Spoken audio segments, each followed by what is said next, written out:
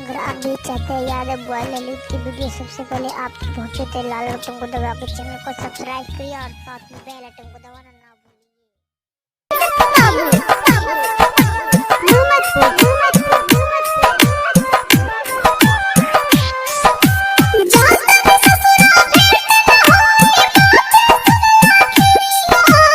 देखो अगर ससुरा जाता रो तो ससुरा में अगर कोनो मुसीबत पड़े तो एक बार आवाज लगई है ये विदेशी लाल यादव तेरा मुसीबत के आगे चट्टान बन के खड़ा हो जाए।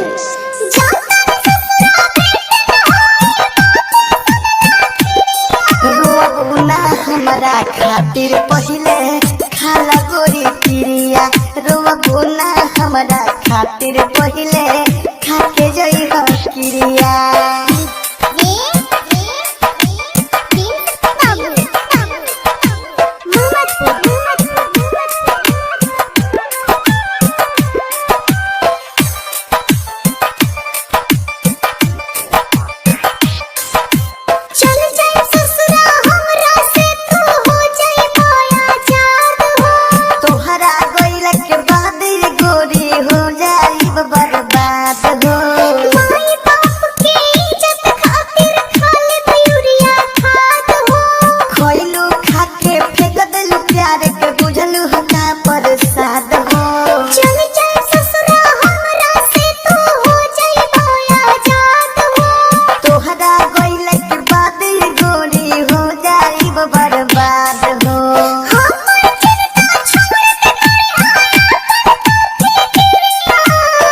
पगली तू कहा जानत बारू दूसरा केहू के जितावे खतरा खुद हारे के पड़ेला।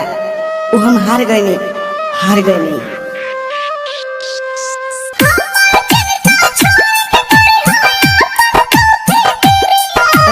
रोना हमारा बिना गोरी खाके जई हो क्रिया रोना हमारा बिना पहिले खाला गोरी क्रिया।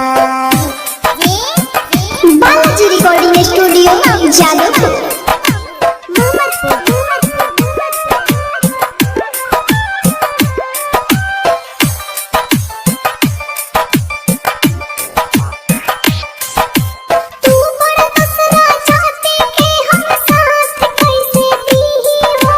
दिल से दर्द ना जाला कितनो रमयो रे बिस्की पीही हो दिल में छुपा के गाँव में अनशोक का सहुतरा दिन जी हो। धोखा के बदले तोहफा में बुलतारा के काबे हो। तू बड़ा दूसरा चाहते के हम साथ कैसे दी हो। दूरग से कृष्णा याद में तुहरा रोमो या बिस्की पीही हो।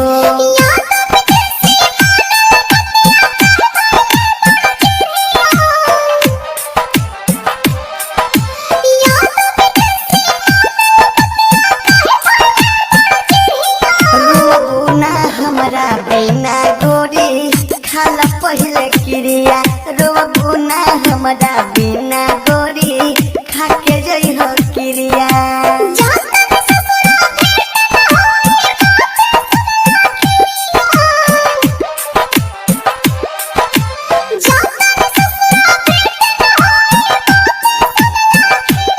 रोना हमारा खातिर पहले खाला गोरी क्रिया रोना हमारा खातिर पहले खाके जई हो क्रिया। बालाजी रिकॉर्डिंग स्टूडियो एगो बात सुन लो, दिल के रिश्ता बहुत कमजोर होला। एकर मतलब ई ना भई कि जब चाही तब तोड़ के चल जाए।